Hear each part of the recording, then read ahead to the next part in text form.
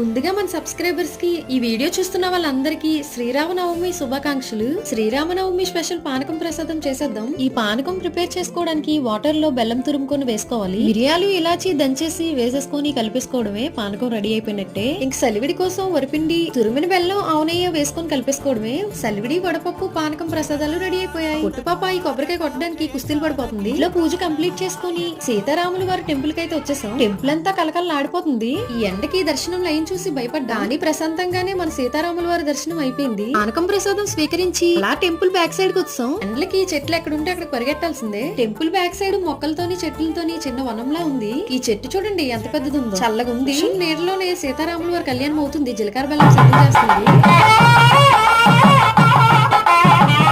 జై శ్రీరామ్, జై శ్రీరామ్. ఇప్పుడు ఇంటికి వస్తానా ఈ పానకం ప్రసాదం స్వీకరించడానికి అని ఎదురు చూసి చిన్నప్పుడు టెంపుల్స్ కెళ్లి క్యాన్లతో పానకం ప్రసాదం ఇంటికి తీసుకొచ్చి గిన్నెలన్నీ నింపేసేదాన్ని.